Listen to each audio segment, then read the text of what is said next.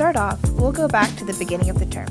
Sky and I decided to work together having a mutual topic for our ecology discussion and research, which became one of the most influential driving forces of our project. We found that the site location of our project was lacking in adequate recreational opportunities for the community. We decided to split up and individually document the recreational opportunities of this Madrid neighborhood. I focused on the social and gathering aspect of recreation, which would include built environments for people to interact with, such as skate parks, gyms, dance clubs, community centers, etc. While Sky focused more on the metabolic aspect of recreation, which included access to walking trails, hiking paths, and bike lanes.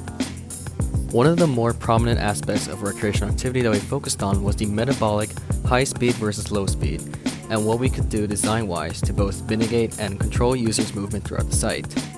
In Madrid, we find plenty of recreational activities that the public take part in.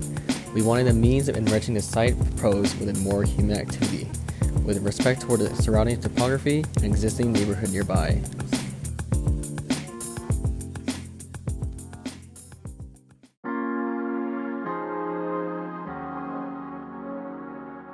When it comes to recreation, climate plays a large role in determining general well-being and the user's desire to recreate in the space.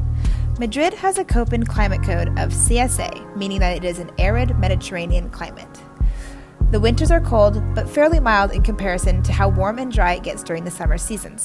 Thusly, we chose to focus on the spring and summer seasons for our analysis, as they are Madrid's most extreme seasons, and spring and summer are also the times of the year that people generally want to be outside enjoying themselves.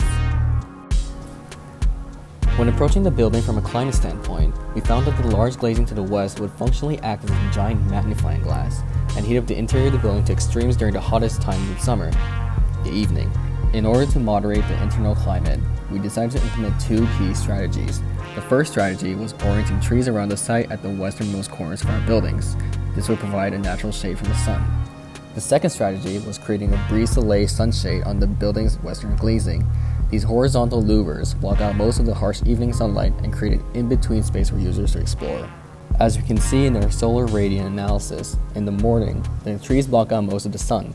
At noon, the brise-soleil system blocks out the hot overhead sunlight and keeps the interior cool. In the evening, the trees and brise-soleil system work together to control the internal climate.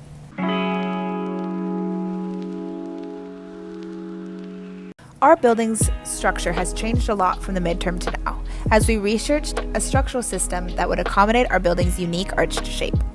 From large truss systems, airplane hangars, and even CLTs, we finally found a precedent structure that perfectly lined up with our existing building's form, and that was Renzo Piano's Zentrum Paul Klee building in Switzerland, which utilized large custom steel I-beams to support its parametric shape.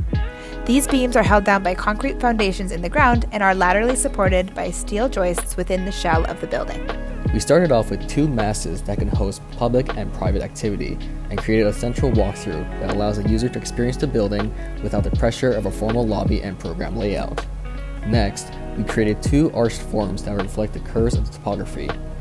Lastly, we added a fitted envelope and connected the two masses with a casual lobby space and pathway. After many different iterations and designs, we were able to come up with a shape that was both appealing and simple. It was reflective of the site's topography and encouraged informal social interaction with the building and the site. The form was ideal for creating additional external nodes that would host different activities throughout the site, such as bike rental and repair shops, club spaces, and outdoor classrooms. By separating out the program and integrating it throughout the whole site through external nodes, users are encouraged to meander and discover new activities within their community.